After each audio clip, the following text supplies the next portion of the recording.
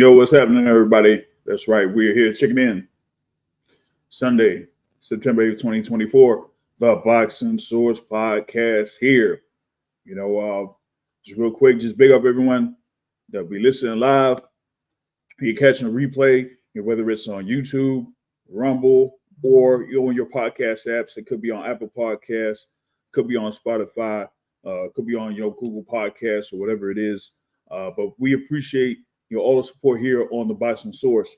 We got a number of things here that's going on this week in the sport of boxing. We have a fight on Pro Box TV that's coming up September 11th. When you had the live, what we got, Lester Martinez there that's going to be in action there on the main event Pro Box TV.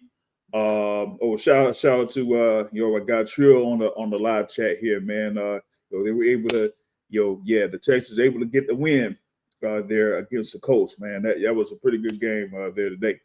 They start off there 1-0. Feel me? But yeah, you got of course that fight card that's on Pro Box TV. The folks will be looking forward to on Wednesday night. You're gonna have, like I said, Lester Martinez going up against Joshawn James in the main event there on September 11th in Plant City, Florida. And then, of course, we got the big event at the T-Mobile Arena in Las Vegas on Saturday night, headlined by Santos Saul Alvarez Barragan versus Edgar Berlanga there for the Unified Super Middleweight Championships. All right. And, we're going to get into it, as far as like this particular bout, because yes, it will be for the Unified Super Middleweight Championships.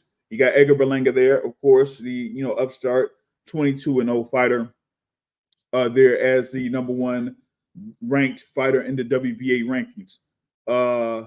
He has multiple nicknames. The Monster, which it is what it is with that. We know who the Monster is in boxing. Okay. And he also has nickname the Chosen One. Right. And looks like, he's been chosen to be the opponent there for Canelo Alvarez coming up September 14th at the T-Mobile Arena. And he's there, like I said, 22-0, has that 17 wins by way of knockout, was able to get a stoppage victory here against Pedrick McCrory in February of this year over in Orlando. We know about his knockout streak that he had, up until he faced Damon Nicholson. And then after that Damon Nicholson fight, he had a string of unanimous decision victories here within the super middleweight division. But now, he's been in prime position, I guess, thanks to Eddie Hearn or whatever it is. He's in prime position to have this bout against Canelo Alvarez on Saturday night. And so the thing is that does he, have a real shot to upset Canelo Alvarez here in this bout? He's got the tail of the tape here real quick for Edgar Berlanga. He's there at 27 years old, a height at 6'1", with a reach of 73. They're at 6'1" with a reach of 73 there. Like I said, just 27 years old, going up against the fighter that's been among pound for pound top 10 at the very least, been at top 5 for many years, has held a position at number 1 at some point there with Canelo Alvarez. A record of 61 wins, 2 losses, and 2 draws, with a 39 wins by way of knockout there, coming in at 5'7.5" measured or whatever it is, with a reach of 70.5. They're at 34 years old. But, like I said, with this record, he's been in the pro game for a long, long time. Of course, had his, fights over in Mexico really early in his professional career, and had been standing as the undisputed super middleweight champion for some time before the IBF then, and had him relinquish that IBF belt, which has happened before with Canelo Alvarez, of course, at the middleweight division, now here at super middleweight. So that's why you're going to have this be unified instead of undisputed here with Edgar Berlanga. But, I mean, it's Canelo Alvarez. That's just, less money that he gets to pay off, off his purse. So it ain't like I said, he's done it before. It will really much matter to him. That's much more money he gets to keep. You feel me? But now he has his bout here against Edgar Berlanga. We did, like I said, Taylor the tape. Canelo, had his bout against Jaime Munguia in May of this year at T-Mobile Arena, was able to score a knockdown in the fourth round, off of a combination. Pretty much was like a counter in a sense. He had, his back to the ropes and responded, with the left, right, left, combination and put down Jaime Munguia in round 4. Looked pretty competitive up to that particular point there from Jaime Munguia. Jaime Munguia was still, game for a number of those rounds after that knockdown, but it was a, clear victory there, for Canelo Alvarez there for that unanimous decision. And so he's going to be highly favored in this bout against Edgar Berlanga. It's a whole different class, you feel me, when it comes to going up against, those guys like a Pedrick McCoy, Jason Quigley, a Romer Alexis Angolo, or Marcelo Caceres there, then to, have this opportunity to go ahead and face Canelo Alvarez. Now, up to this particular point, I want to check the odds here real quick. The boxing odds, I usually go to DraftKings here first or whatever it is. It says law back. I'm on the phone. Law back in the bet. I don't know, man. Let me see, man. Oh, I gotta see, man. I had a parlay. I don't even know if that parlay hit or whatnot. You know what I'm saying? Nah, it ain't hit. It was a 4-pick parlay. I didn't even hit on a 4-pick. On a 4-pick parlay, man. Come on, man. Y'all. See, this is why I don't be this is why I don't be really touching on like hitting the bets on this joint, man. Because man, I can't even hit on a 4-pick parlay, man. On this on the NFL, I couldn't even hit on a 4-pick parlay. Come on, man. Nah, man. That almost had me stop there for a moment, man. Can't even hit a 4-pick parlay. I couldn't get, man. Either it was, man. It ain't even. This is wild. Hold on, what it was here real quick. Just going off this, man. Well, Kyle Pitts, Kamara, and you had Montgomery and Kincaid. And oh my God, Dalton Kincaid couldn't even score a touchdown. That's what. See,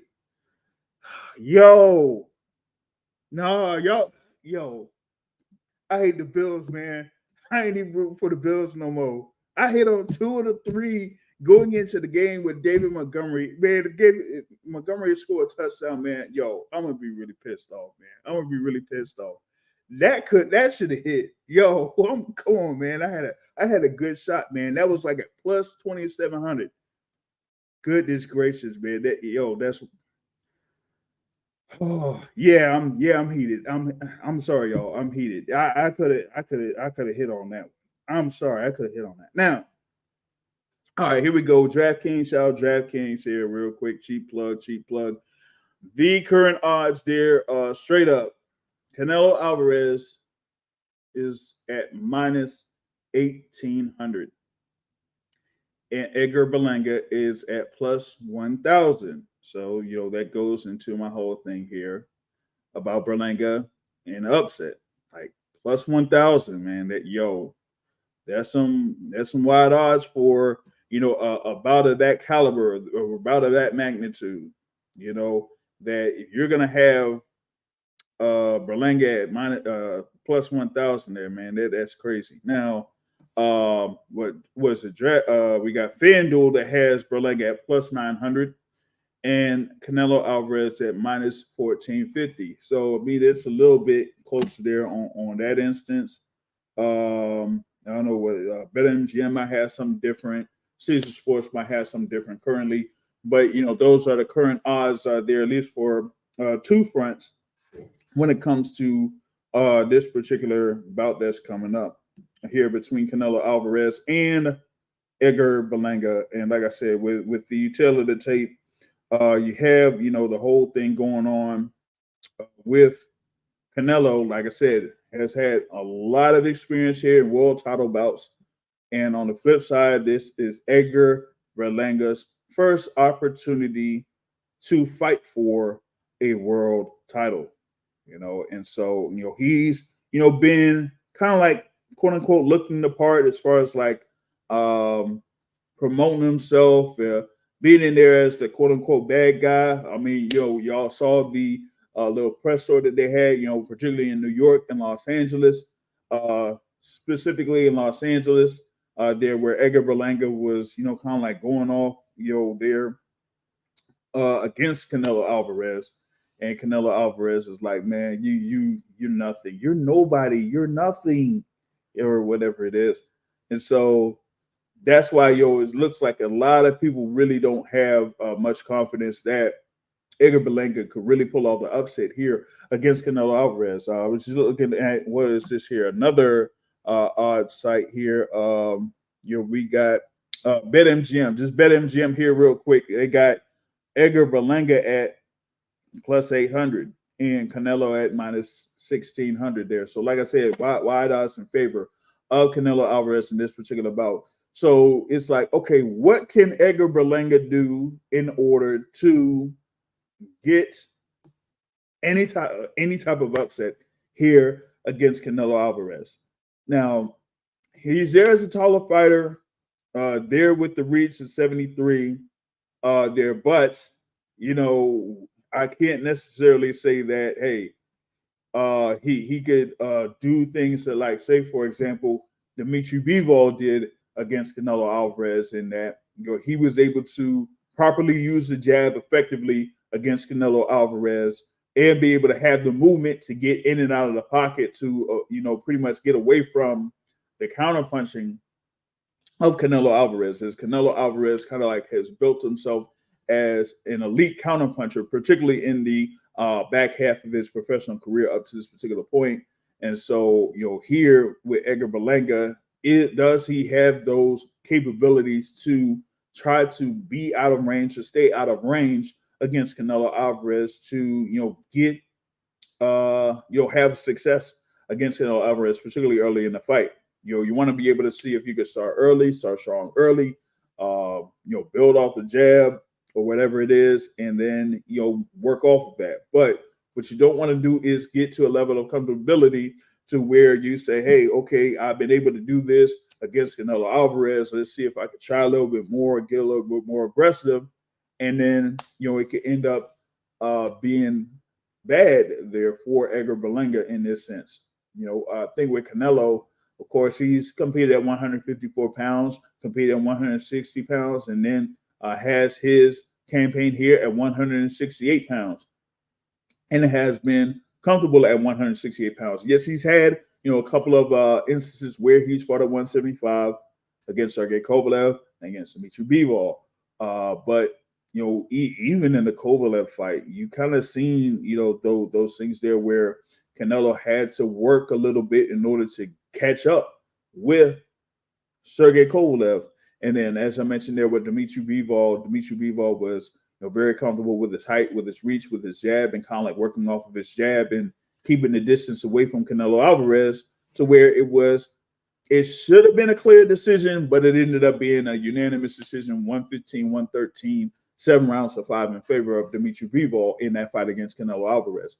But here with Edgar Berlanga, it's about if he's able to have that ability to be efficient, effective, and strong with the jab, and keep Canelo, off of him, or not, give Canelo the ability to be able to counter and do what he does with those counters. That's number one. And then number two, the thing is, does he have a power punch to get the respect of Canelo Alvarez? I've said this multiple times when it comes to Canelo. In many cases, when fights come up, when he goes up against these opponents, it's about, do these opponents have a power shot or a power punch to really have Canelo respect them? And then what will Canelo do in order to, adjust to that? I think up to this particular point, with the exception of, Bivol or whatever it was, I think Golovkin has been, the only fighter that you could say that has like a power punch that Canelo will probably respect, so to speak. So he was kind of tentative in the second bout in the rematch that second bout that he had against Gennady Golovkin. But in the first bout, you've seen there where he was kind of receptive to it, but he was rolling with the number of those punches. And kind of took a good number of those shots there, but he did kind of like wear down at the second half of that fight, where you've seen like a number of people felt like Gennady Golovkin won that first bout, but it ended up being a draw there. So, here with Edgar Berlanga, that's the two things that I'm looking at. One, is he going to be consistent and effective with the jab, given his so-called dimensions and whatnot? If he's able to use that reach to his advantage against Canelo Alvarez and be able to have a fast start, like for example, with what we saw with Jaime Munguia having a fast start against Canelo Alvarez in those first 3 rounds before kind of getting comfortable a little bit, trying to see if he could be more successful within range, and then getting caught with that counter that put Jaime Munguia to the canvas in the 4th round. Will Edgar Berlanga have that same type of mentality to where, this works, so if this works, maybe I could use that and then add something more to it and see if I could get something better? We have to see how that goes. But I think with Berlanga, it's all about his movement and how, if he's going to be able to move around the ring effectively against Canelo Alvarez, to where Canelo Alvarez doesn't have that many opportunities to either counter or try to land with some serious hurt behind his punches. Because we've watched Canelo Alvarez here for some time now, particularly with his campaign in the super middleweight division.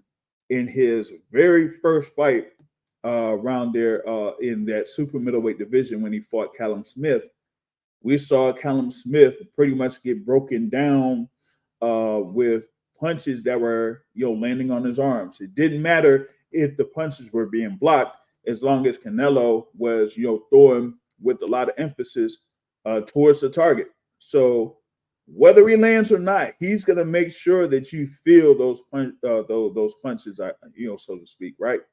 So you're gonna see that here with Canelo Alvarez. Of course, he brings out the most out of his punches, with his expressions when he throws punches or whatnot. So he's gonna be able to look for that here against Edgar Berlanga, right? And I want to see how Edgar Berlanga kind of like reacts to that, because the thing with Berlanga over the course of his fights is, particularly when he kind of had that KO streak halted, that he had instances where he was frustrated that he wasn't as successful landing the power shots or affecting his opponents with the power shots that put his previous opponents down during his KO streak.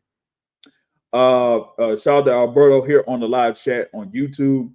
He says, when the fight first got announced, I couldn't understand why, but I think his fight allows Canelo to get his swagger back after he gets a brutal KO over Belanga. Since Bivol, he's been hesitant of challenges.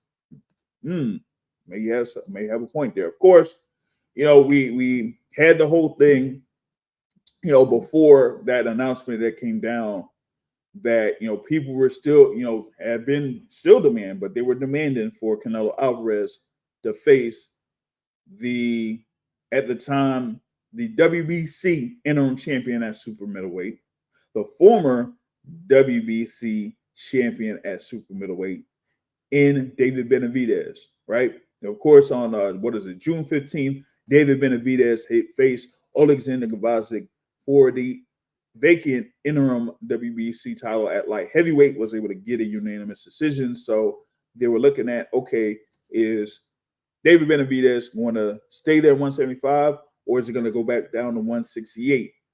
And I mentioned this. I said, look, there's only one reason for David Benavidez to have that formal announcement that he is going back down to 168, is if he felt like, or if he was completely confident that he would be facing Canelo Alvarez next. And once that announcement came that he was fighting in 175, then you pretty much knew the deal. Soon after, that's when you got that announcement that Canelo was facing Edgar Berlanga. Therefore, at the time, it was going to be undisputed. But like I said, IBF be IBF.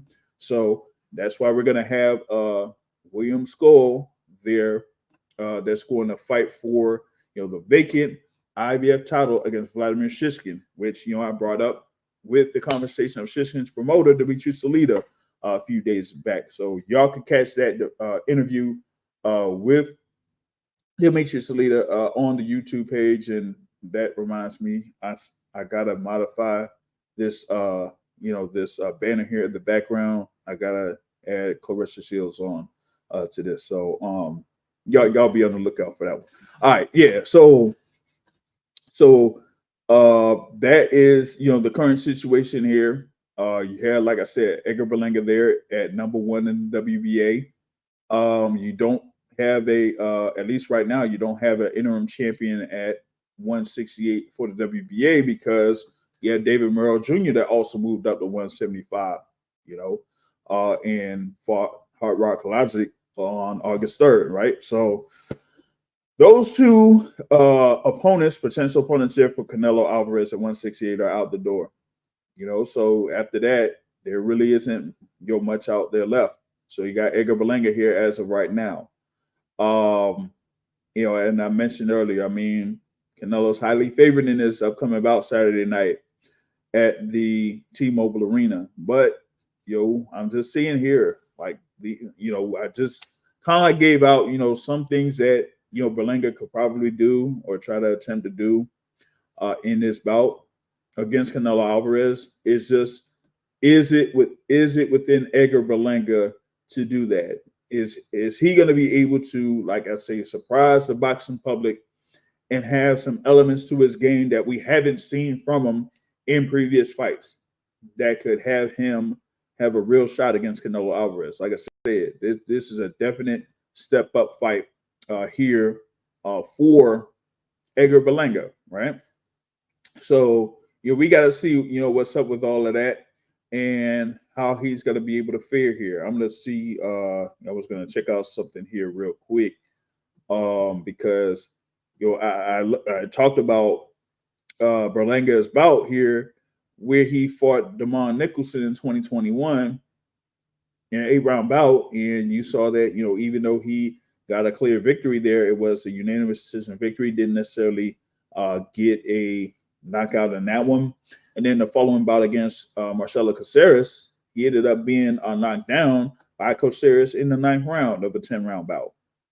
So he won pretty much like 7 rounds to 3, but he still had that instance where he got caught by Caceres and ended up being knocked down, and it wasn't a something where he got another stoppage. So that type of momentum that he had going into that buildup that he had there while being under top rank, they were pretty much kind of fizzled out there with those fights with Damon Nicholson and with Marcelo Caceres, right? So in the other one that really had got folks was when he fought Romer Alexis Angulo in 2022, where he almost had a good impersonation there of Mike Tyson in that particular bout. he was able to get past that, but he did try to take a little piece of Romer Alexis Angulo in that bout. So we got to see if he is able to stay patient, stay composed in a bout of this magnitude. Like similarly with what we had here with Jaime Munguia in the last bout with Canelo Alvarez in May, where you kind of seen him. He was upstart. He was getting a little bit of success there against Canelo Alvarez, but then ended up getting knocked down in the 4th round, and then after that, at least he was a little bit more competitive than Jermell Charlo after Jermell Charlo got knocked down, but it still ended up being a clear victory for Canelo Alvarez in May. And here it's like he's even, I think he's even favored more in this bout than he was against against Jaime Munguia.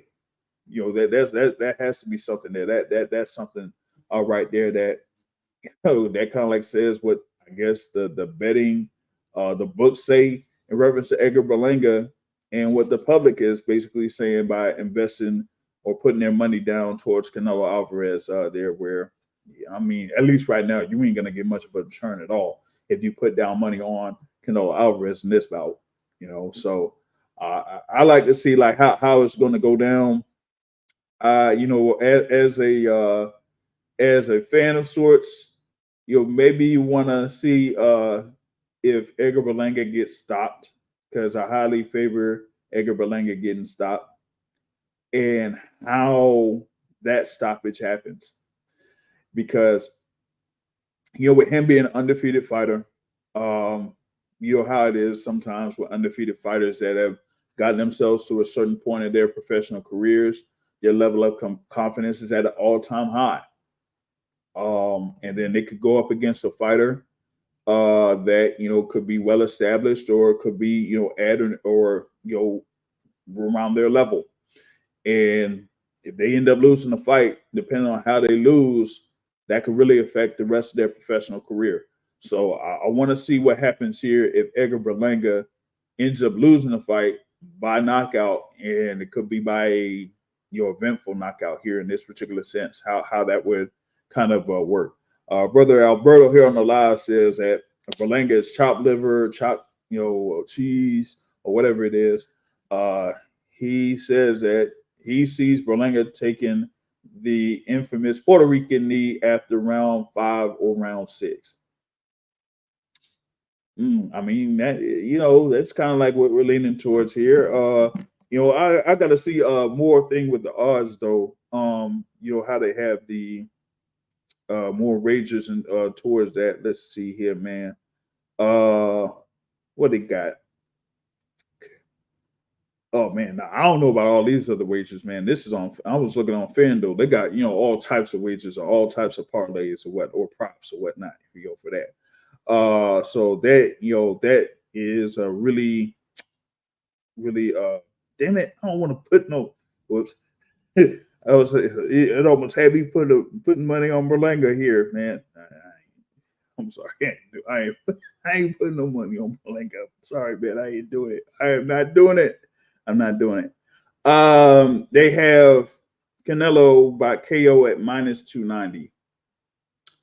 And Canelo by decision at +260. Berlanga by KO +2,000. And by decision at +1,800. So I mean that's through DraftKings. That tells you what they thinking about this particular bout. Here going up towards fight week, man. It is fight week. You got of course Grand Arrivals that's coming up here. What is it on Tuesday? Feel me? And so folks is really working towards seeing what's going to happen here for this particular bout. Like I said, scheduled for 2:30 p.m. Pacific time is the Grand Arrivals on Tuesday. There, so you're gonna be able to see that on the PBC YouTube page, and then of course you got the main event press conference on Wednesday, the undercard media workouts there at the MGM Grand Casino. That's pretty good little thing there where as a fan, if you're there over in Vegas, you can see these fighters that are involved on the undercard. That's going to be out there. And then undercard press conference on Thursday, weigh-in on Friday, and then the fight night Saturday night on Amazon Prime, pay-per-view or regular Amazon Prime. So that's what you got coming up for the fight week here for this upcoming fight card there. Like I said, I mean, with Canelo being highly favored in this particular bout, you just got to see what are the avenues for Berlanga to try to get the win. And at least we see here through the live that Alberto is not confident at all that Berlanga has much of a shot against Canelo Alvarez. He has Berlanga losing by TKO round 5 and round 6. I'm pretty much like, leaning towards that same thing around round 5 or round 6. Now I'm not saying that, Edgar Berlanga is like to the level of like say Ivan Yildirim. They're at super middleweight. Um, but dang, how could I put this? Um, I'm not saying like as far as like Munguia, if I matched Edgar Berlanga versus Jaime Munguia, who would I favor? Probably Jaime Munguia. Okay, so you got that. We ain't gonna count necessarily the Golovkin fighter super middleweight, so I ain't gonna put Golovkin there because we pretty much like Golovkin got cashed out in that fight. Okay. We know Berlanga is not at the level of Caleb Plant. He's not. He's not. I'm just being honest. He's not at the level of Billy Joe Saunders when Billy Joe Saunders fought Canelo. Anthony Yildirim, he's got to be above Anthony Yildirim. Come on, man. We got to give that to Edgar Berlanga. He's above the level of Anthony Yildirim, man. So yeah. Can't necessarily say that he like Berlanga is below Anthony Yildirim. You know what I'm saying? But as far as like other fighters or contenders there in the super middleweight division, I mentioned the two Davids there, David Benavidez, David Morrell Jr. Those were guys that fans would have wanted to see Canelo fight. But that of course isn't happening. So you got that out the way. We seen Christian and Billy in action there. He had the fight against Sergey Derevyanchenko. And he's looking to be one of those next contenders there for those world titles. I don't necessarily know that like a potential bout between Christian and Billy and Edgar Berlanga. I mean, how would people view that? So it's like, where do you put Edgar Berlanga in the super middleweight division as far as like his overall ranking in the super middleweight division? Could he be top 10? Probably be top 10. But yeah, he's got to be around that bottom 5 unless you kind of have a number of fighters that are outside of the picture. You know what I'm saying? Just going off of what we got here from the Transnational Boxing Rankings Board when it comes to the super middleweight rankings. They still have David Benavidez on there. They got Christian and Billy number 2. They have Osleys Iglesias at number 3. And that's interesting. Iglesias was on that same fight card as Christian and Billy when Billy fought Derevyanchenko there. But yeah, that's interesting that they got Iglesias at number 3 and Jaime Munguia at number 4, Diego Pacheco at number 5. Like right now, they have Edgar Berlanga at number 8 below Pacheco, Shishkin, and Pavel Silyagin. Yeah. I kind of like struggle with that one there, but they got him at number 8. So it is a guy that some say he's at number 8 in the super middleweight rankings, or maybe something other than that has a viable shot to defeat Canelo Alvarez here, man. I don't know, man. I don't know. But it just remains to be seen here. Like here, what is it? In the midweek report, I'll probably go into a little bit there with what may have been said at the grand arrivals. But outside of that, I can't really get how you could have Berlanga in a position to get the win here.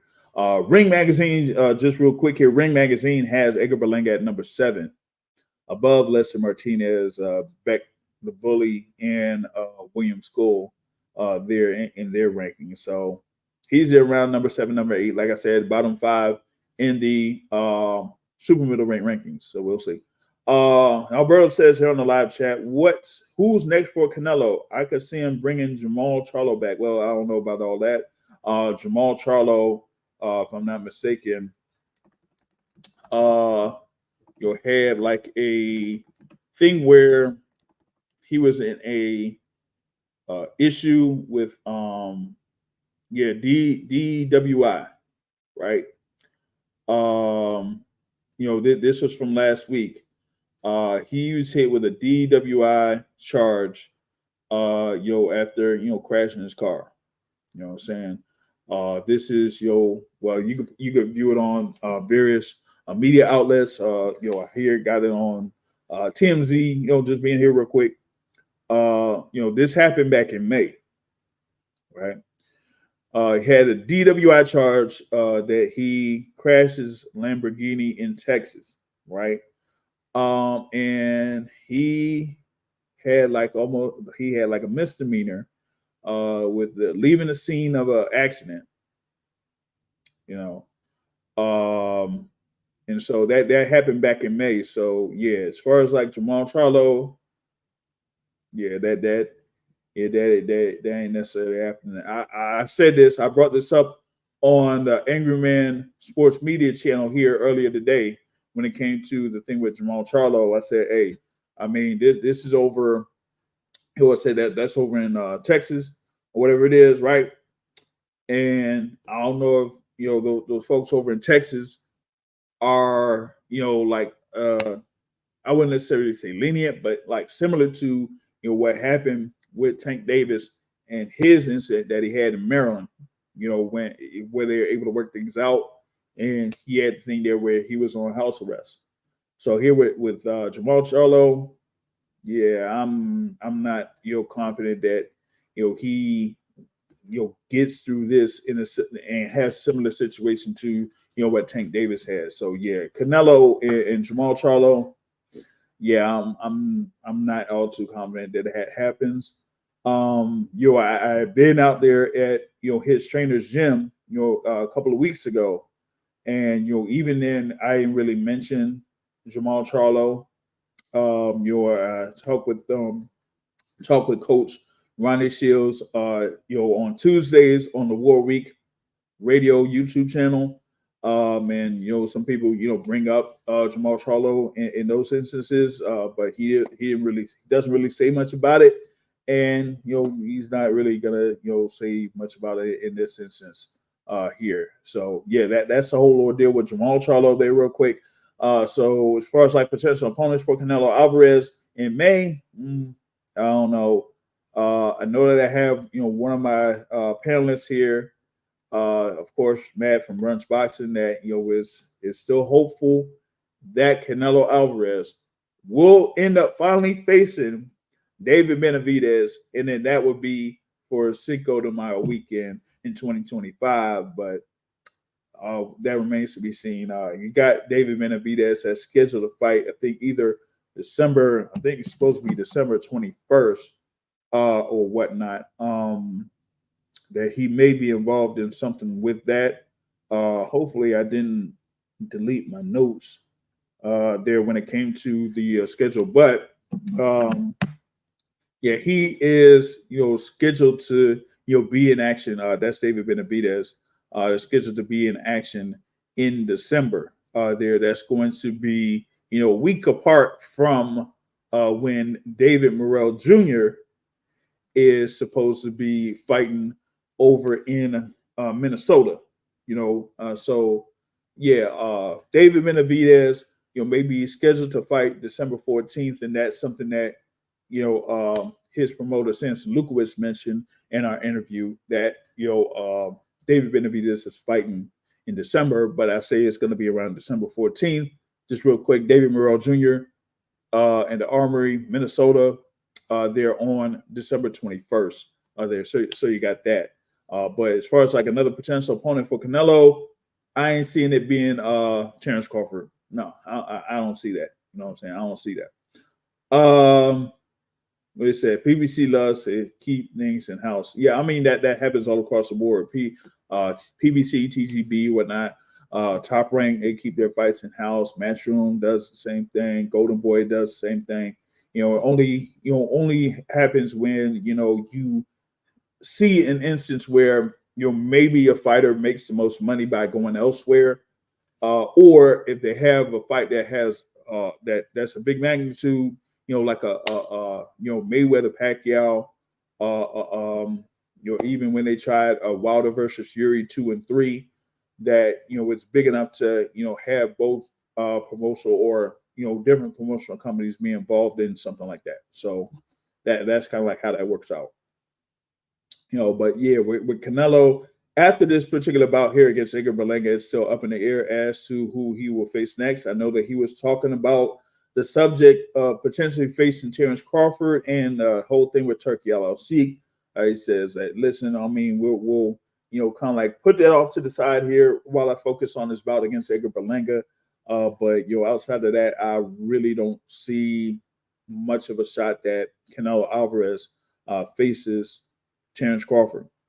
Actually, I feel like it's less of a shot that Canelo faces Terrence Crawford than Canelo facing David Benavidez. So there's that, right? So that's what I had there in reference to that. Like I said, that bout coming up, Canelo versus Berlanga, main event headlining T-Mobile Arena there on September 14th. You have the co-featured bout there that is for the WBA middleweight championship as Erislandy Lara goes up against Danny Garcia. Yeah, now this one right here, this one has kind of like been talked about for, it seems like 2 years now. Just being honest with you, this kind of like had been talked about for, I would say, about 1.5 years. After Danny Garcia had his bout at the super welterweight division there against Jose Benavidez Jr. at the Barclays Center. They were talking about potential matchups for Danny Garcia 154. Tony Harrison was mentioned as a potential opponent. That didn't necessarily work out. And then, all of a sudden, it was brought up that he could potentially face Erislandy Lara at middleweight. And so, folks were talking about that fight as of last year. And, we had Danny Garcia in the middleweight rankings for some time. The fight didn't necessarily, pan out, at least for 2023. Fast forward here at 2024. And we finally have this fight. You got Danny Garcia currently ranked at number 10 in the WBA rankings. Has been around that pretty much. I think it was like number 8 and number 10 to number 10 in the WBA rankings here for the past few months.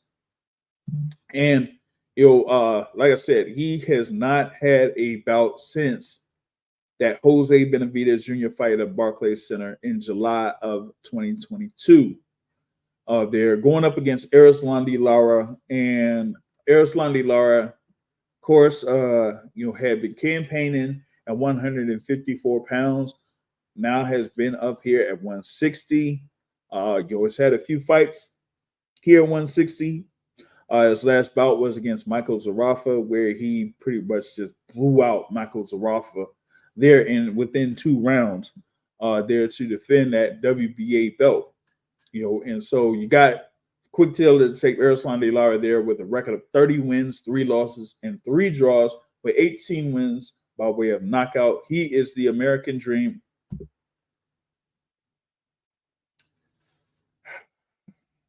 The American Dream, man. Come on, man. Listen. Erislandy Lara, I know some people probably like Erislandy Lara. But y'all, come on, y'all. There's only one American Dream. Dusty Rhodes. Come on, y'all. Y'all know it. Y'all know it. It's just Dusty Rhodes. That's the American Dream. And that's that. I think, the Rhodes. No, I ain't going into all that. But the American Dream is Dusty Rhodes, man. It ain't Erislandy Lara. But yeah, you got him there with a height at 5'9", with a reach of 75. Going up against Danny Garcia with a record of 37 wins and 3 losses, 21 wins by way of knockout, the height at 5'8", with the reach at 68.5 there. Erislandy Lara is there at 41 years old. Danny Garcia, wait a minute. Danny Garcia, I know it's what, like about 35, maybe about 35, if I'm not mistaken. Hold on. Let me go ahead and verify that. There, yeah. Yo, like, no. He's there, what, 36? Oh man. Yeah, he's at 36, man. He's his birthday's a week after mine. Dang. All right. But yeah, so hey, both of them are up there, you know what I'm saying? Yeah, Danny getting this particular fight for the WBA title. Yeah, I don't know how they kind of work that.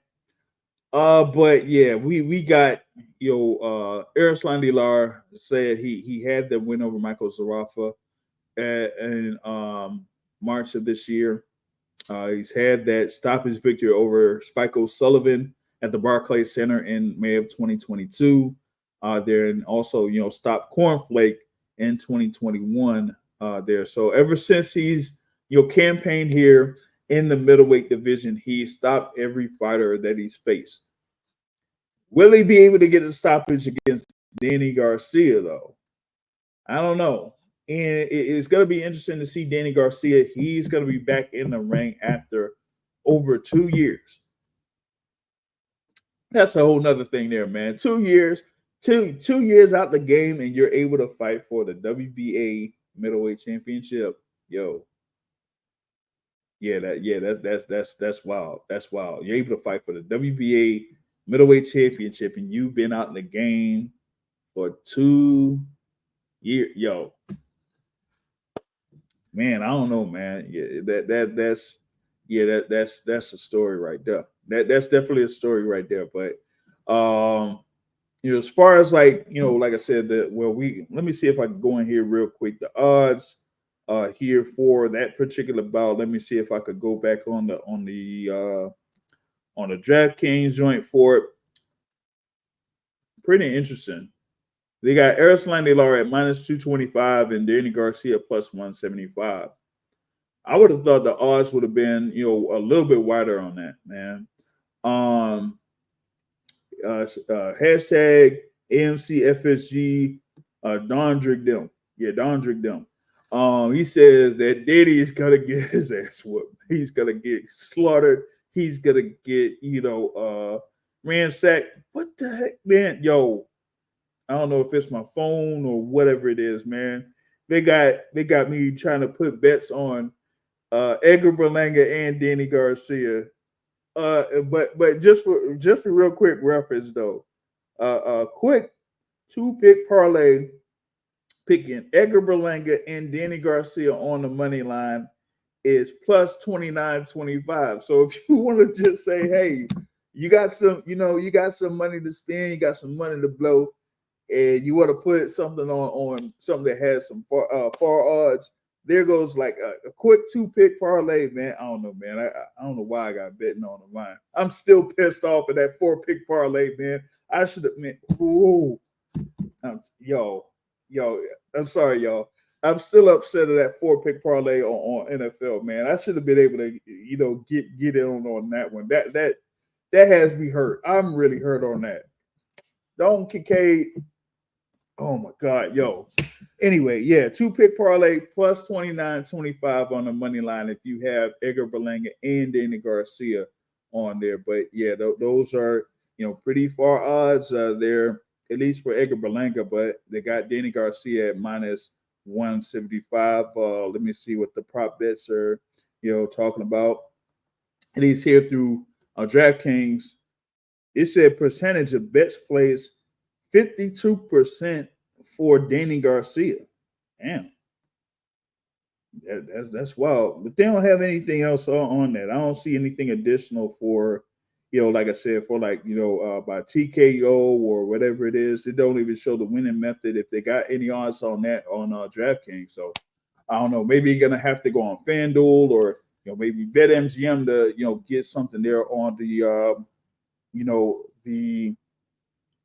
other joints that are on, like for props or whatnot. You know what I'm saying? So yeah, because I don't see anything else out there for props on this particular bout. But yeah, Erislandy Lara, like I said, had been stopping every single fighter at middleweight while he's been at middleweight. Uh, will he be able to get the stoppage here? I don't know. It just depends on how he starts off being very aggressive against Danny Garcia, and of course, Danny Garcia when he's had his campaigns at 140 pounds and at 147 pounds, he's kind of been a kind of like a brawl. Well, not necessarily a brawler, but a puncher. Has counter punching ability. Of course, is known for his left hook.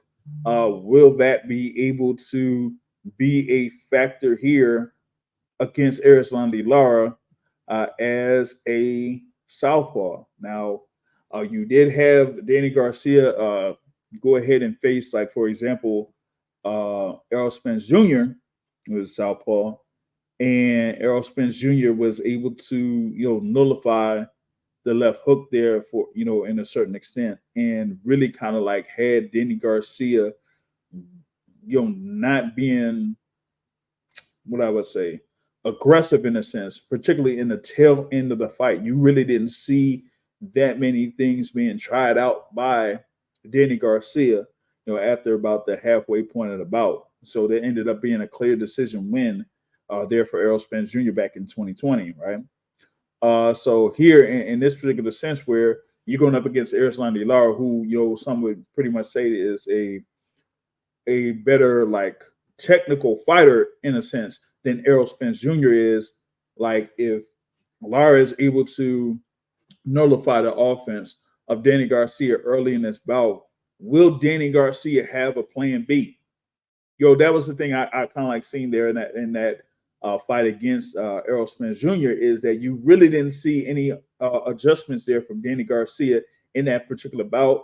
And if you were watching that fight live, and you saw, like, in the corner there, of course, he has his father as his trainer, Angel Garcia, and Angel Garcia was pointing out multiple things in reference to what could be available out there for Danny, but Danny wasn't necessarily trying those out.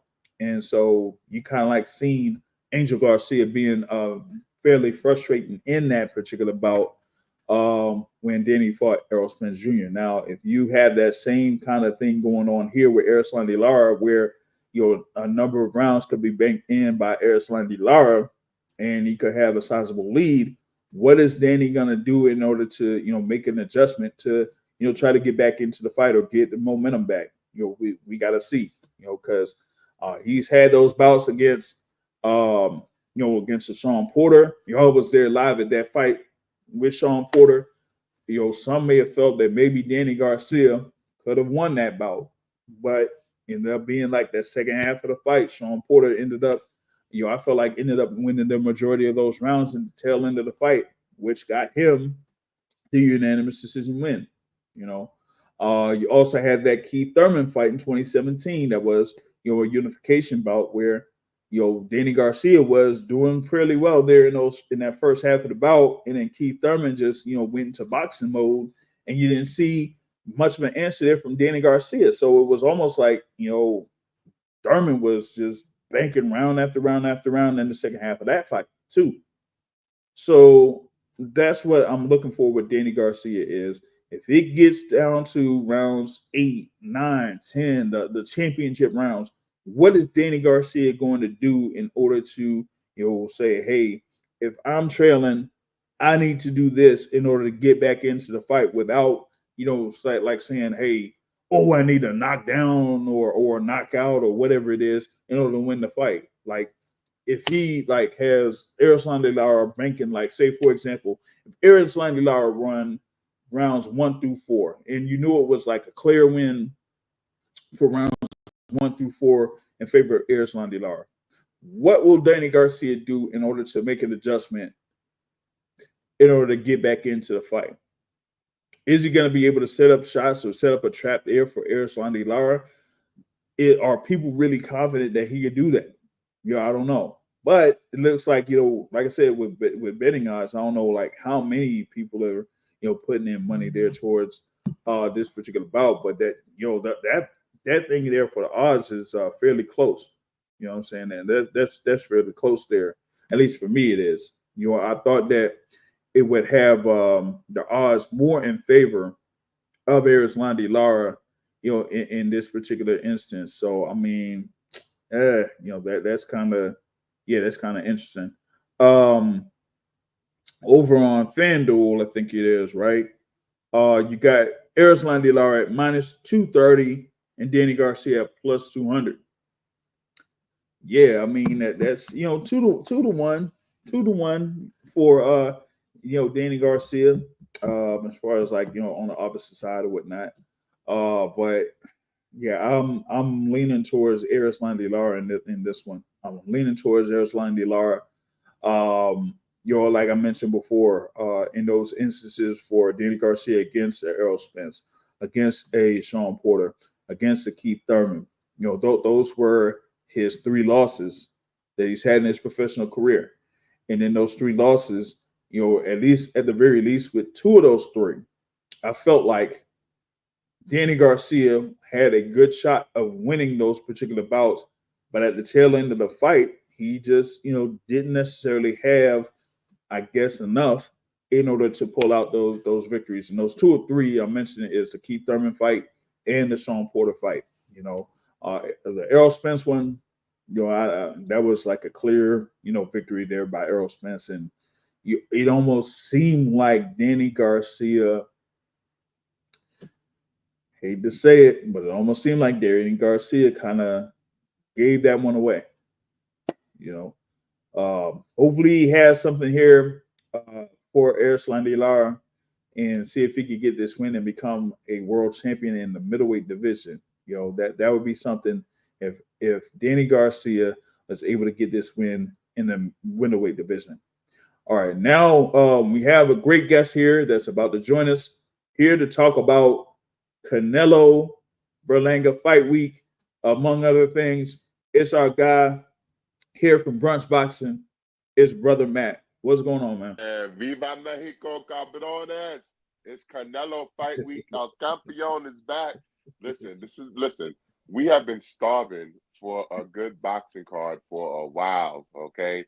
It feels like boxing has really slowed down a lot, but now we got a big card. We got Canelo versus Berlanga, which is going to be all action for as long as it lasts. We got Danny Garcia versus Erislandy Lara for the middleweight title. We got Caleb Plant versus Trevor McCumbee for the interim 168-pound WBA title.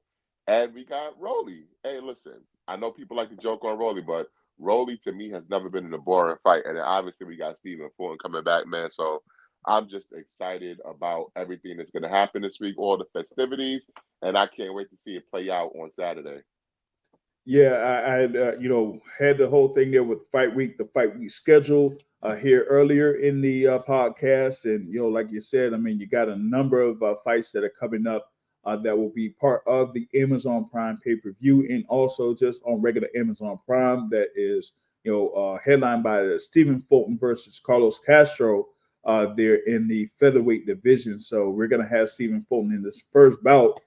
Here at 126 against Carlos Castro there in that one. And you're also going to have welterweight contender Roman Villa coming back, after his loss to Boots Ennis last year against Ricardo Salas Rodriguez too. But yeah, that Caleb Plant, Trevor McCumbee fight, also with Rolly Romero and against Manuel James, part of that pay-per-view portion of the card. So definitely going to have some good action here coming up on Saturday night at the T-Mobile Arena there.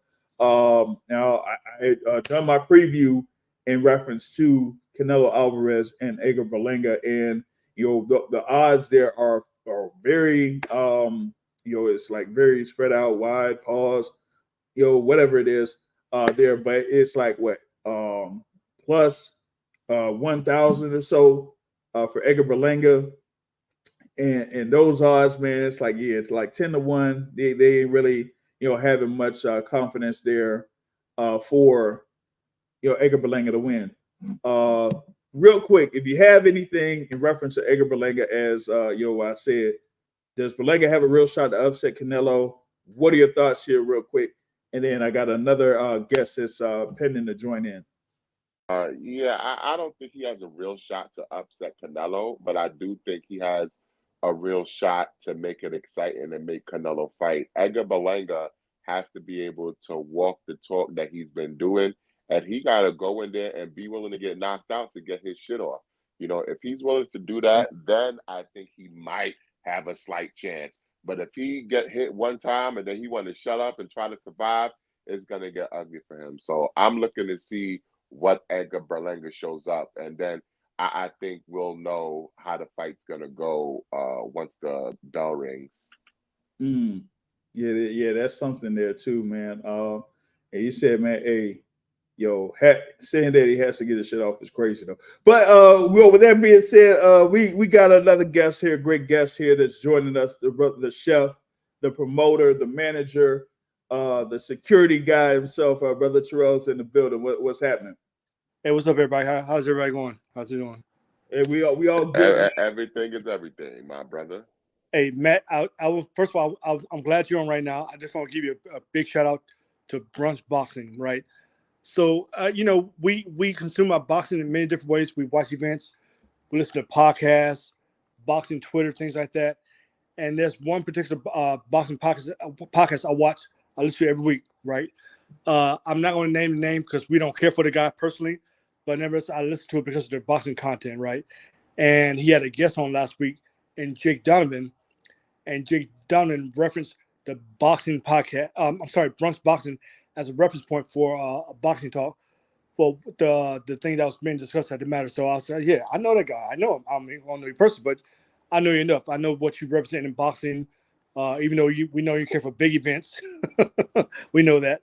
But other than that, it was just a pleasure to hear Brunch Boxing on a national level in that regard. So big up to Jake Dunn for mentioning that, and big up to you for all your efforts in establishing Brunch Boxing, keeping it going day by day, week by week, keep up with all the major events and all the personalities that you have to deal with in regards to. All right. Enough of all that. No.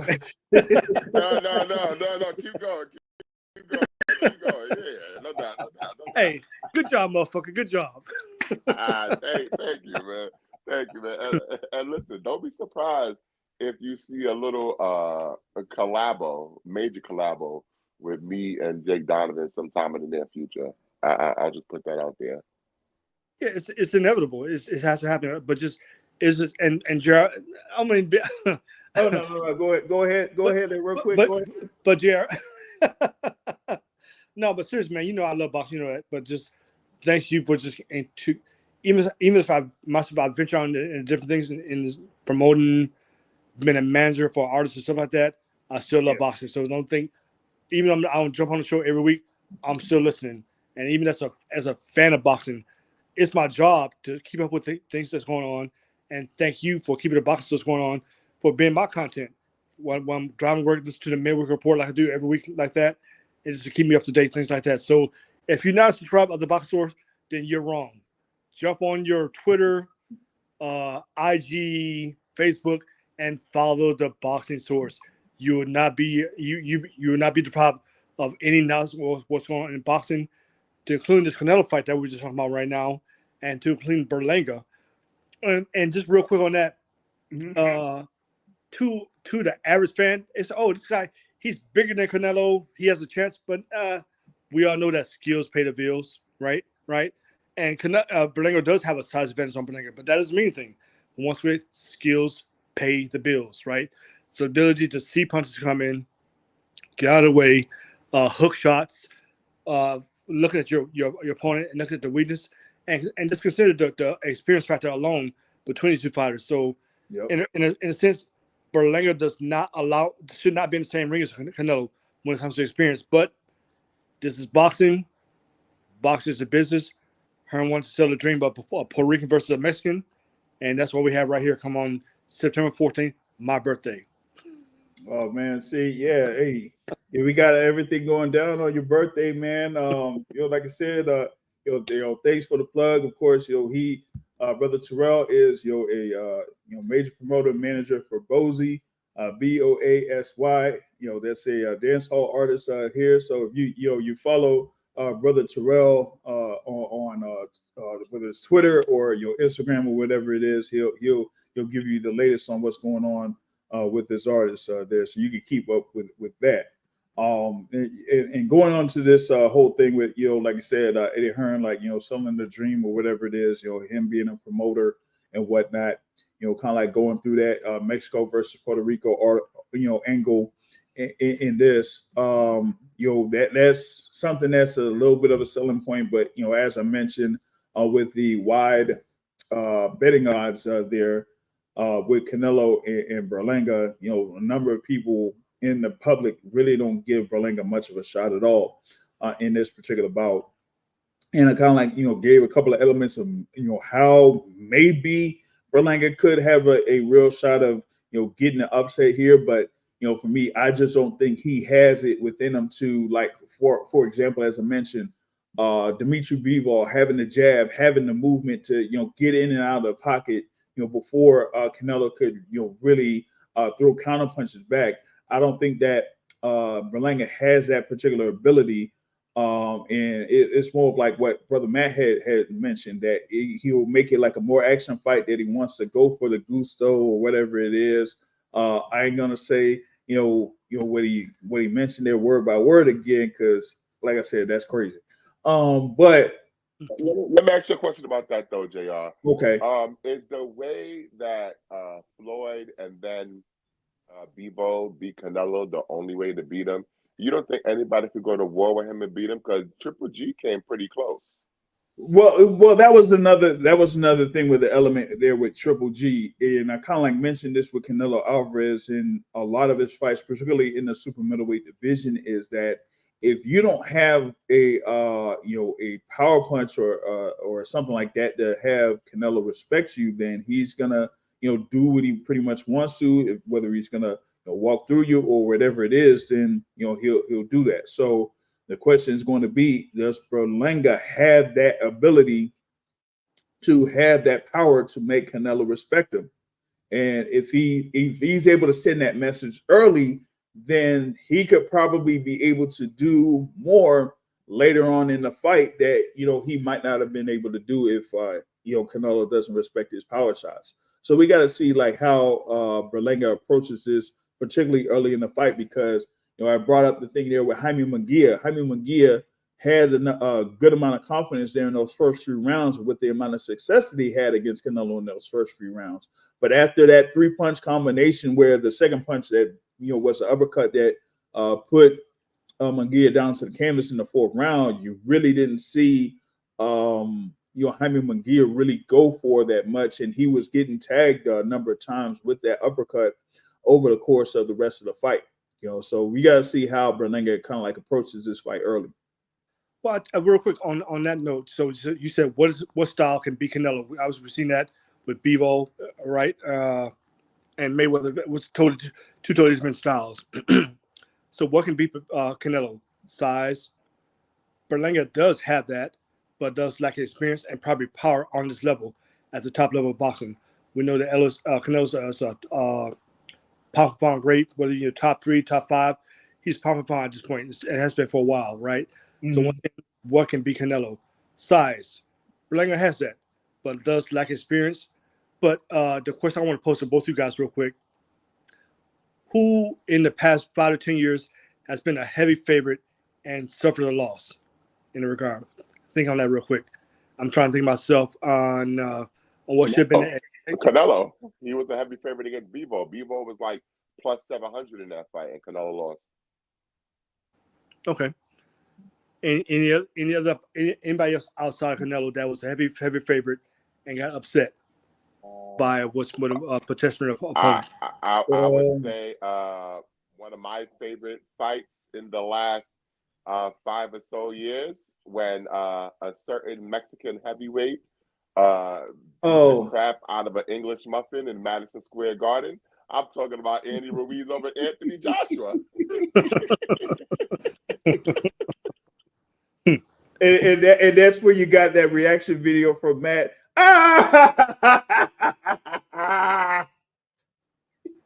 was And, like, oh man. and probably one something about right away too. The last 5 to 10 years, Cambosa's over. What's my man name? Teofimo. Yep. Teofimo. That was he's a Teofimo was a heavy favorite over him, but nevertheless, I can't remember the odds for this one. I don't know if it was if he was highly favored, but when Edgar Alvarez knocked out Sergey Kovalev over in Atlantic City, that may have been like an upset of sorts, but I don't know what the particular odds for that particular bout was, though. Yeah, so just once again, the thought is like, can Berlanga do it? I mean, first of all, we know that if you're courageous enough to get into a ring, then we give you that respect as a boxer. We know that, right? But beyond that, skills pay the bills. Does Belanga have the required skills to defeat Canelo?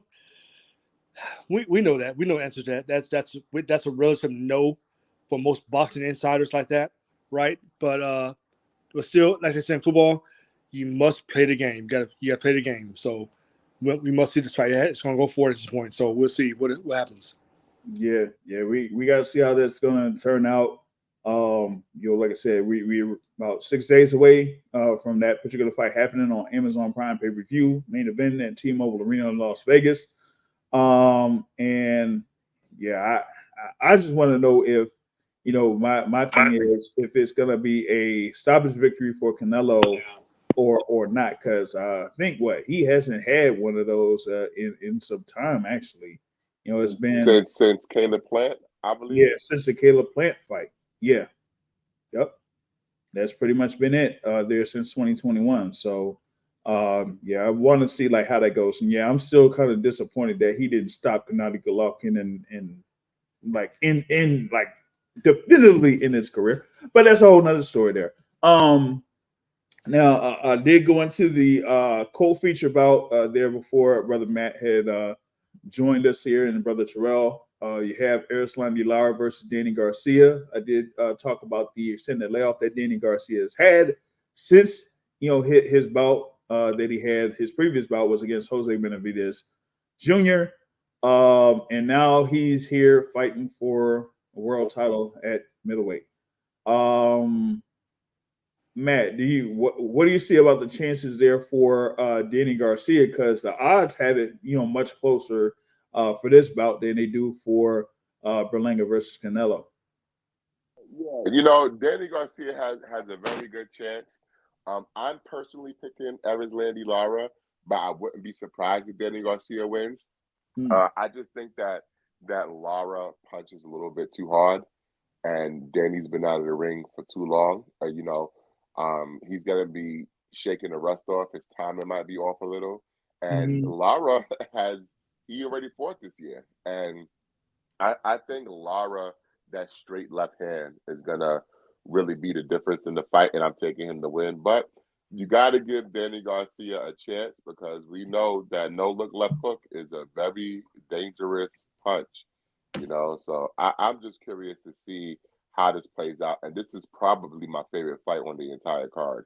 That's interesting there. I brought up a thing there with Danny Garcia in his pro career in his 3 losses, and of course one of those losses was to Errol Spence Jr., and I said that with Errol Spence being a southpaw there, maybe the left hook didn't really have that much effectiveness, or that Errol Spence really didn't have to worry about it too much. And then at the tail end or the second half of the fight, you really didn't see Danny Garcia trying, multiple things there in order to, get back into the fight there. So I'll be interested in, as I mentioned earlier, I'll be interested to see if Erislandy Lara is able to bank some rounds early, like the first 4 rounds, or, maybe be up virtually 5 rounds to 1 at halfway through the fight, what Danny Garcia would be able to do in order to try to get back into it.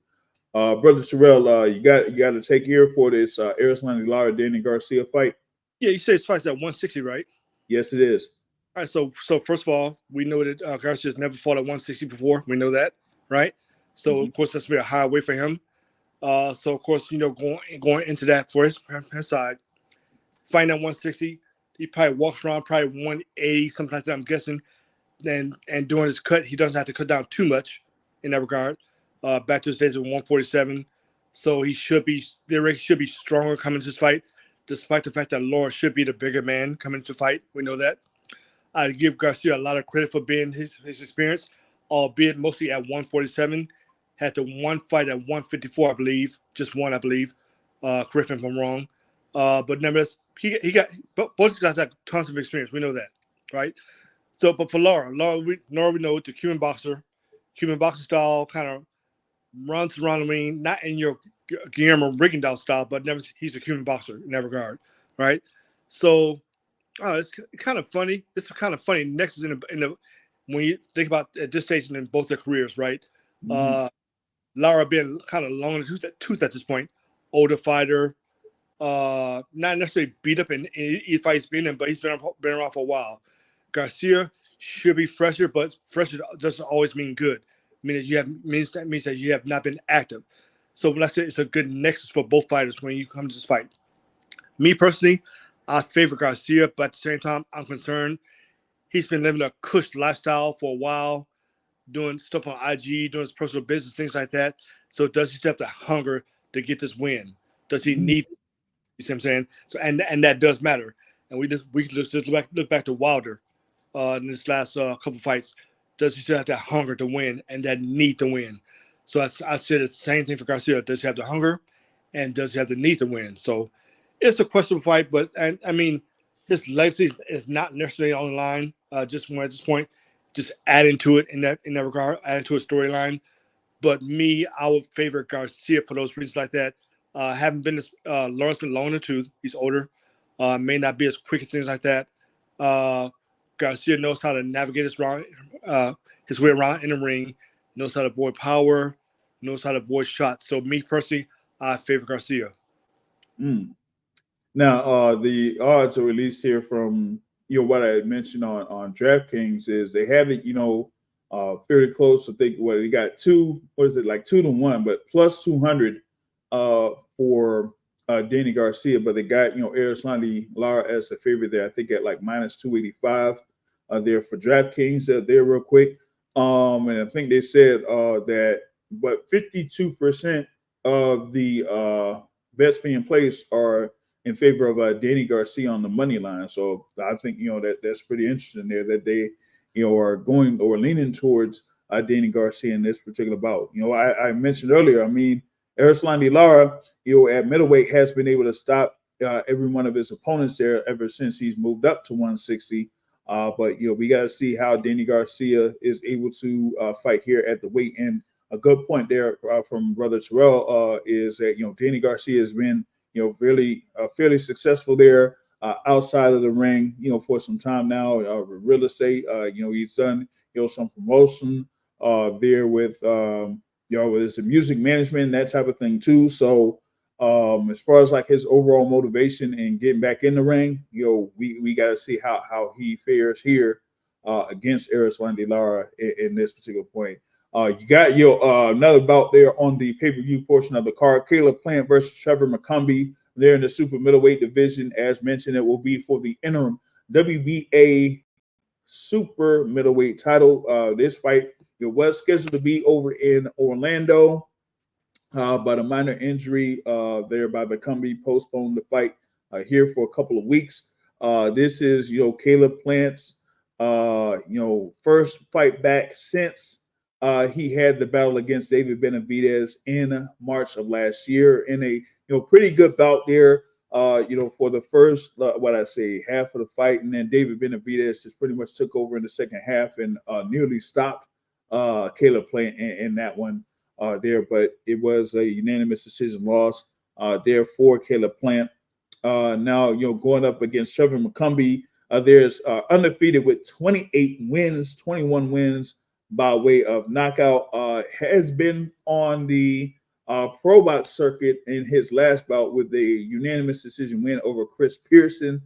There, I had to check here what it had as far as like his overall ranking there for the WBA. But you had like Caleb Plant that's pretty much like highly ranked there regardless.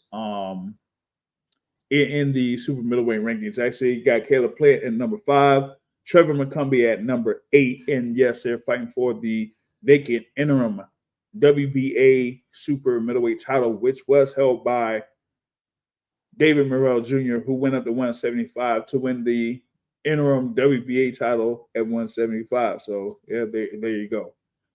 There, like I think that a number of people are kind of like interested to see what they're going to see here from Caleb Plant after his loss to David Benavidez there. So what are y'all particularly looking for in this particular fight? I'm looking for Caleb Plant to go for the knockout. I'm looking for him to try to impress, perform and impress. Trevor McCumbee has been talking a lot of junk towards Caleb Plant in the build-up towards this fight. He called him a quitter and all this other stuff. And I think if we have learned nothing from Caleb Plant over the last few years, is they might call him sweet hands, but ain't shit sweet about Caleb Plant. Okay, Jamal Charlo found out. Okay, that the Muslim guy in August 3rd that stomped out. I forgot his name though, but yeah, he found out. Ryan Garcia found out. So to me, I don't understand McCumbee's angle here. Why is he trying to rile up Caleb Plant? It's not going to help him in the ring because Caleb Plant is a complete professional. But I think what he did was give Caleb Plant a little bit of extra motivation to try to get him out of there. And Caleb Plant sounds very, very confident going into this fight. Yeah, Edgar Berlanga could have found out in what was it, like May 3rd of this year too, but he didn't, necessarily get to that particular level also. But yeah, Caleb Plant, is kind of like looking to see if he could be very impressive here in this bout here against Trevor McCumbee and go for a stoppage victory. I think he's kind of, I would lean towards a stoppage victory here in this one, unless maybe something with Trevor McCumbee might say like he might not be as engaging in this bout here. Brother Terrell, you got any take on that fight? Yeah, I pretty much concur with what Emilio said right there. 646 as we know him and many different monikers. Yeah, but with Caleb Plant, I mean, it's a chance for him to further reestablish himself back at 168, right? So we know a couple years back when he got the loss to Canelo, we know that great fight. Went down swinging, got knocked out, I think, knockout TK or whatever it was. I think that 11th round, I believe, was right now. So you fast forward now, right? And that's one of the great things I love about boxing, the shit talking. You just talk, sit right there at a face-off and talk mad shit to somebody and talk about their mama and go back and forth. But the bottom line, at some point, McCormick has to get in the ring and back it up, right? Yeah. But more importantly on Caleb Plant, when you look at 168, Benavidez is gone. Morrell is gone, right? So now you got the people up in 168. Canelo is still there, but I think 2 belts. Shiskin, the Skulls of the world, people like that. They're there. They're going to be placeholders, but Plant has a chance to jump back near the top of 168, and McCormick would just be another step, right? So like people are gone. Benavidez, Morrell, they're gone. There's other people there right now, but still, Canelo is still the prime time name at 168. We know that, right? I don't know what the hell is going on with Big Charlo. I don't know. I mean, but other than that, the Checo's out there. He's good, but not ready yet.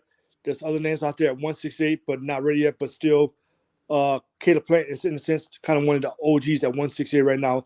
So this is a fight that has to happen. Somebody talking shit to you, get in the ring, shut him up. Do your job, just shut him up like that, right? But he just go in there and do what needs to do and shut the guy up. Whether it be a TKO or stuff like that, and look sharp and get the win. And he'll stay right there in the play at 168. Just do your job, man. Do your job. He's good. Should be a win for him. Should be. Yeah, he's kind of like seriously favored here for the win and it puts him in position. Yeah, he'll be able to win an interim title there for the WBA, right?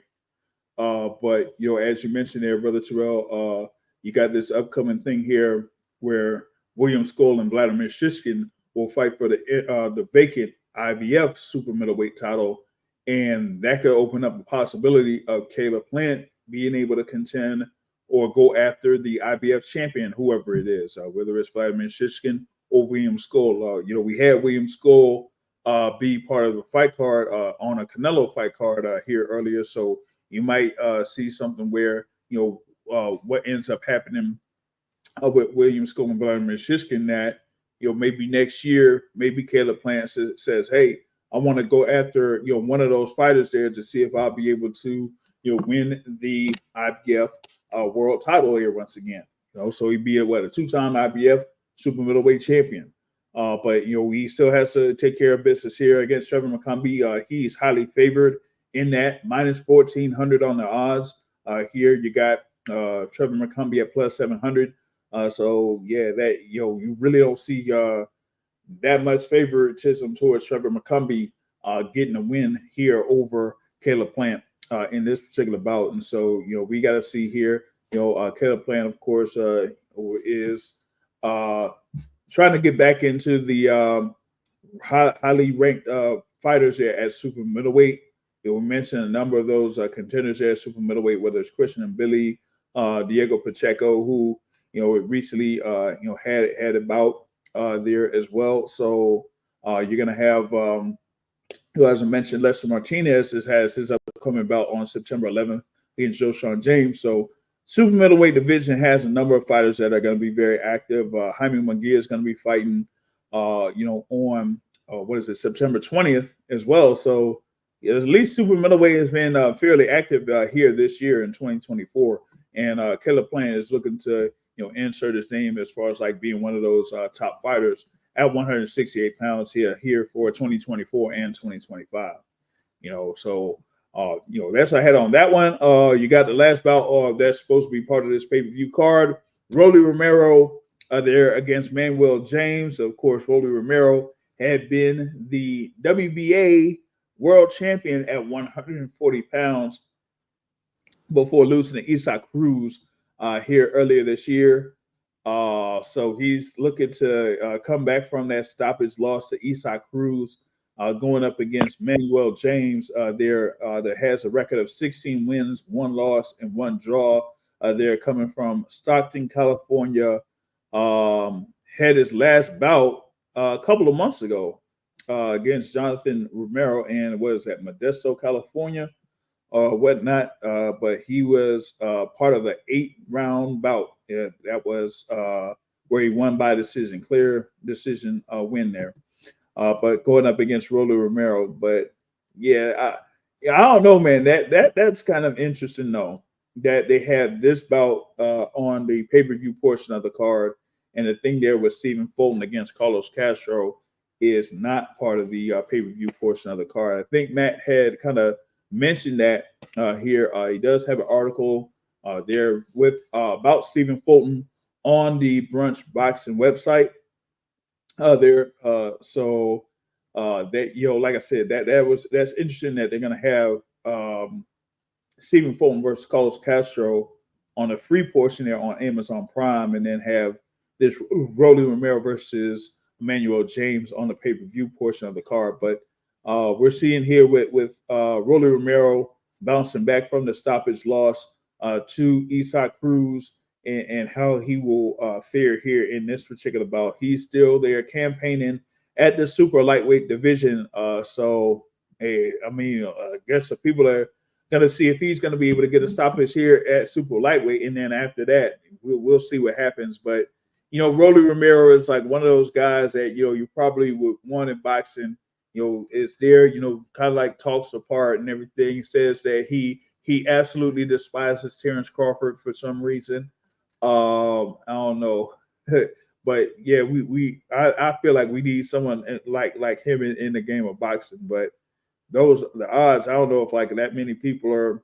Yeah, I don't think that many people are like putting much on it. But they got Rolly Romero at minus 240 and Manuel James at plus 190 there. So that that's what you got on that. Any quick takes on that particular fight there, Matt? Yeah, I'm interested to see how Rolly looks. I know that people like to rag on Rolly. They say that he's not good, he can't box. Well, if he's not good, he can't box, that must mean that Manuel James has a good chance to win. Because, Manuel James might not be a name, but at least the kid can box. I think what's really at play here is PBC. They're trying to build Rolly back up to be like a comfortable B side, or to put over someone that they want to put over maybe like another year from now. So Rolly got to go out and do what he do. He got to go out. He got to get the knockout, and they'll go from there.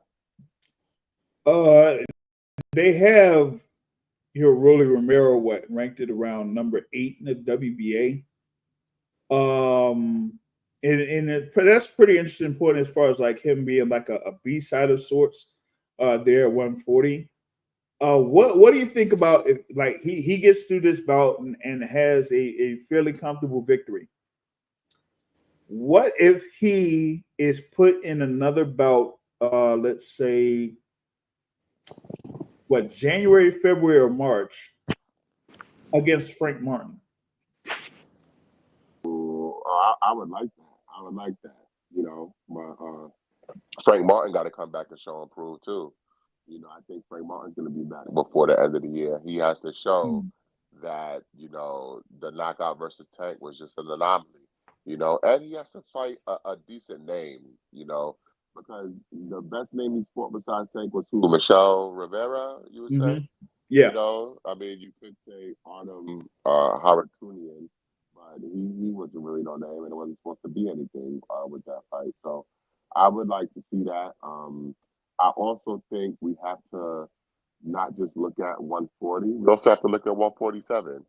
There's a couple guys at 147 that might need a dance partner, like maybe early next year. Like maybe if they're still trying to marinate Barrios versus Stanionis, maybe one of those guys could fight Rolly Romero. I mean, you never know. There's a lot of moving parts at this point, and I'm just curious to see what is the roadmap for Rolly Romero. But he has to get through this fight first, He has to get through this fight.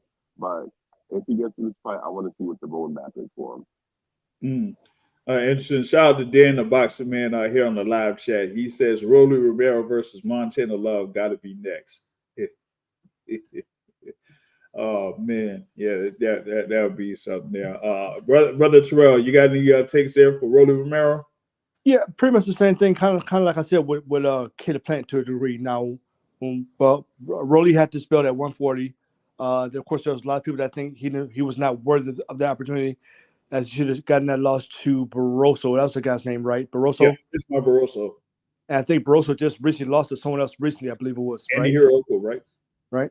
So going forward now, fast forward now. So you look at Rolly, has knockout loss to Tank. Now he got this fight right here. So I mean, basically, people want to see, is he worthy of the position that he thinks he's in, right? We know where he's at in reality, but he thinks he's probably above that in reality when he's really not, right? So a fight like this will definitely make him worthy of that position to solidify his presence at 140, right? Right? He needs this fight.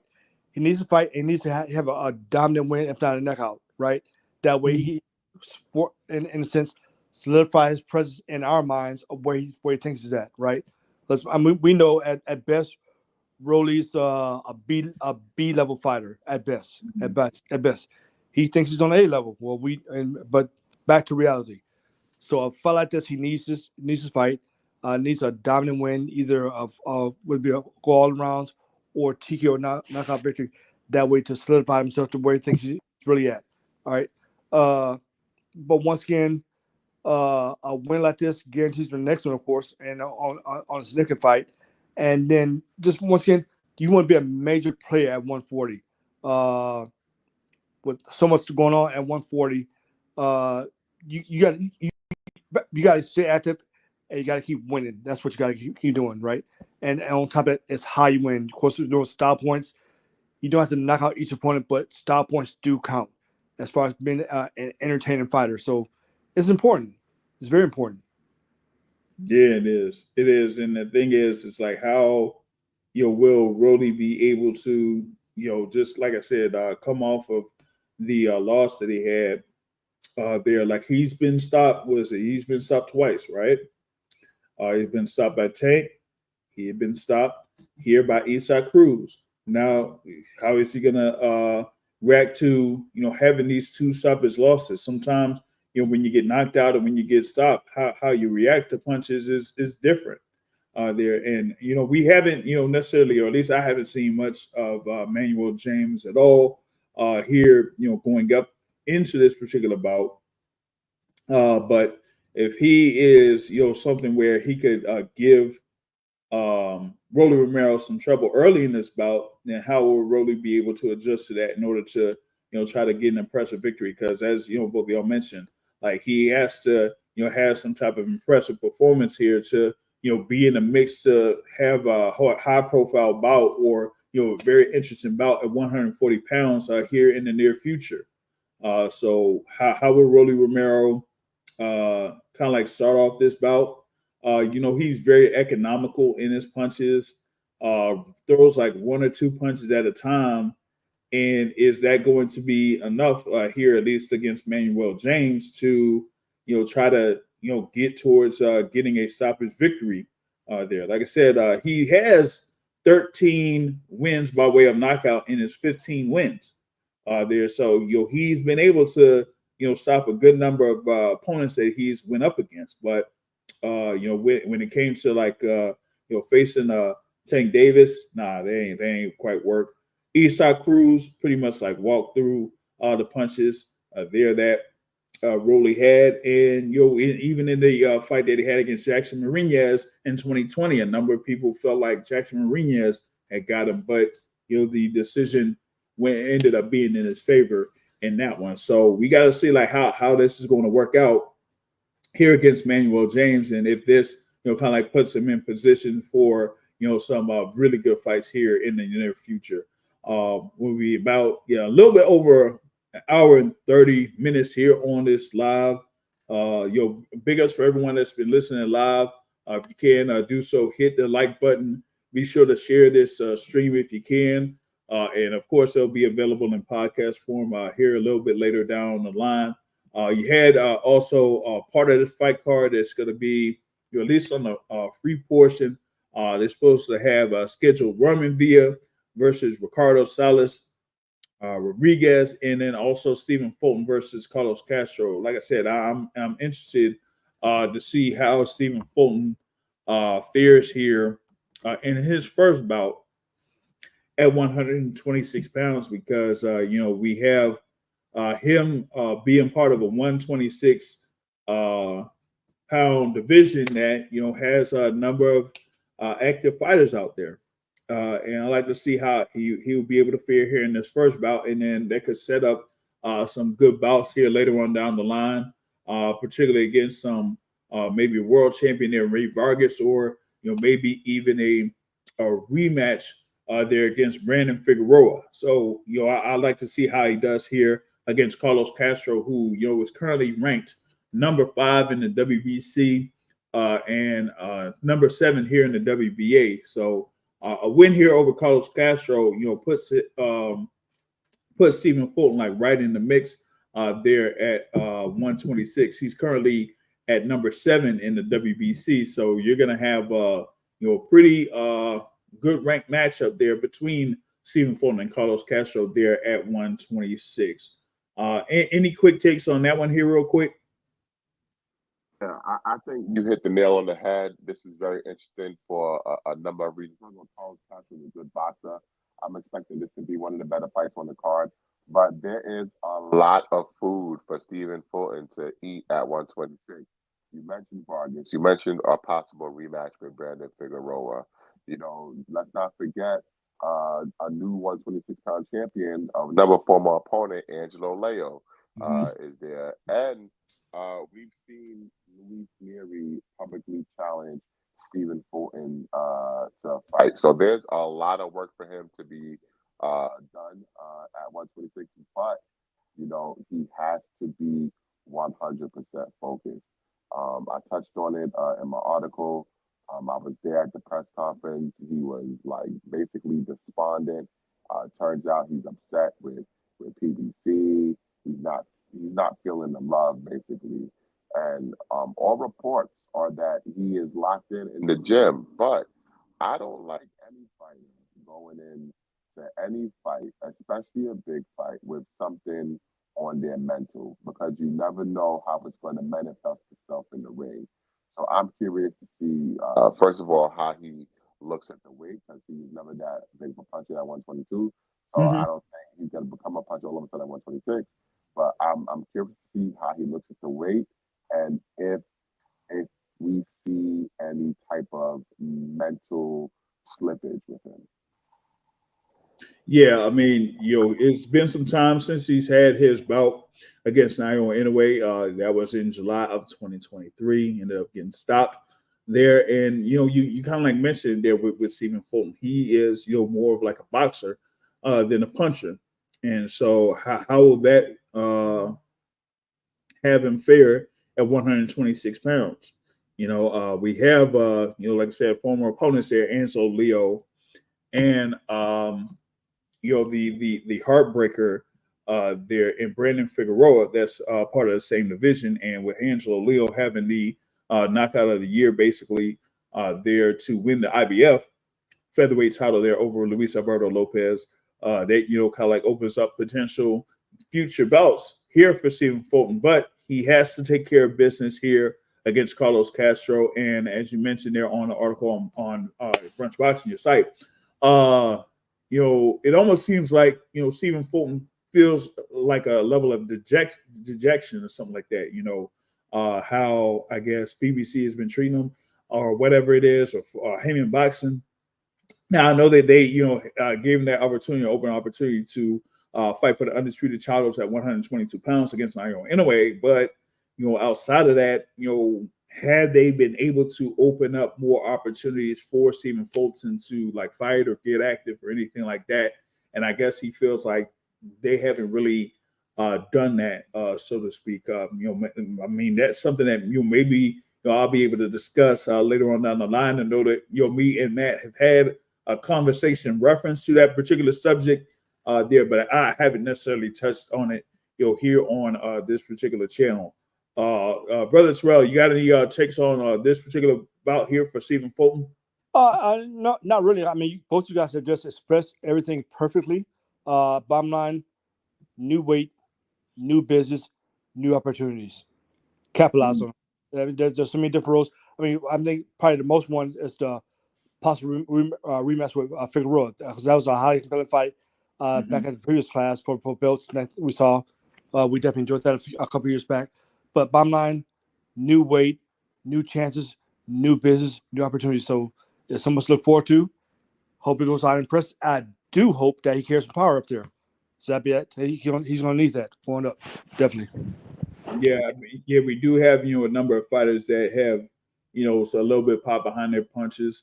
I did mention there Angelo Leo, who was able to work his way up to fighting for and winning the IBF featherweight title. Though you have fighters there over at Top Rank. You have the WBO champion there, Rafael Espinoza, that was able to defeat Robeisy Ramirez for that world title. You got Bruce Carrington, who has a bout coming up against Suleiman Sagawa. That's at the tail end of September over at the theater in Madison Square Garden. Ray Vargas has has been mentioned. A number of other fighters. I think Ruben Villa is also a contender there at 126. So yeah, there's a number of great options out there for Stephen Fulton. That he just has to be able to take care of business here first against Carlos Castro. Here late on the live chat, shout out to Jaquan. He says Canelo washes Berlanga. Like I said, yeah, he pretty much does there. But he says there's no competition at 126 in it. But if Nairo Inoue moves up to 130, he's finished. I mean, of course, Nairo Inoue just had his recent bout, at the what is it? The karaoke. What I forgot like what that name is. It's like some It's crazy name. Ariake Arena. Yeah, Ariake Arena there in Tokyo. He's had a couple of fights there at that particular arena there, and we had that stoppage victory, against TJ Doheny, where I just felt like Doheny, had like a couple of moments there early in that fight, but it almost seemed like Nairo in a way seemed like, man, after a couple of rounds, seemed like, all right, yeah, I'll step up and to not even second gear, but 1.5 gear or whatever it could be, and ended up just watching TJ Doheny. So now it's like, okay, when is he going to move up to 126 pounds? And well, I guess we're going to have to wait until 2025 for that, because they want to try to fit in one more bout for Nairo Inoue at 122 pounds before the end of this year, and then he'll move up. So there's that on that front. Anything else on what's going on in the boxing realm here? I know that, like I said, we got that Pro Box TV fight card coming up. Lester Martinez versus Joe Sean James, headlining that over at the Pro Box TV Event Center in Plant City, Florida. So y'all look forward to that. It's going to be on the Pro Box TV YouTube page. And then, like I said, we got Saturday night Canelo versus Belanga fight card, Amazon Prime pay-per-view there. So that's what we got for action coming up this week. Anything else here from Brother Matt or Brother Terrell here before we close out this particular episode? Just one thing on Lester Martinez. He was rumored to be on that Golden Boy Riyadh Latino night, November 16th, against I think it was Beck the Bully. Yeah. So I'm curious to see if that really plays itself out, because to me, if that's really true that they're going to put him on that card, that he has absolutely no respect for Joe Sean James and think this is just going to be a walk in the park. But Joe Sean James is no pushover. Okay, so you better be very, very careful on Wednesday. Yeah, Joe Sean James has actually, done some work over in, I think it is the same gym there with Canelo Alvarez. I forgot, the city there. It's just a little bit of a drive from Sacramento, California, where Joe Sean James is based in. So they're, out there in the middle of in between Sacramento and Reno, Nevada is where they go ahead and have their camp at. But he has been doing some work there with Canelo Alvarez, among other fighters out there in the gym. But he's definitely going to be prepared for this particular bout here against Lester Martinez. I know Lester Martinez had a good showing in his last instance there on a Pro Box TV card in DC. There. But now it's like, okay, you're pretty much getting yourself in a position to be a serious contender at 168 pounds. You don't want to necessarily have a hiccup of sorts here against Joe Sean James. So we got to see how that goes there. Brother Terrell, you got anything else here before we roll out? Yeah, not much. Just hoping my time will free up this week. If it does, I'm going to definitely jump over to Plant City and check out the card coming up for this week of Pro Box, just to keep up with things and get a first look at some of the grassroots fights that eventually feed into big fights, as we know. So hopefully I get time for that. Yeah, for sure. I know you were able to be part of the Pro Box TV card that had, of course, our guy Jared Hurd, there against Jason Rosario. But you weren't necessarily able to get the seats that you were able to get over in March. So hopefully you're able to get a good seat here this time around. Definitely not doing that again, brother. I'm not small, but I'm not little, but I need size. Ain't nobody the size of MVO pause at 6'1", 6'5", but I can't be squished into the seats between everybody passing on by. You can't do that again. Nope. That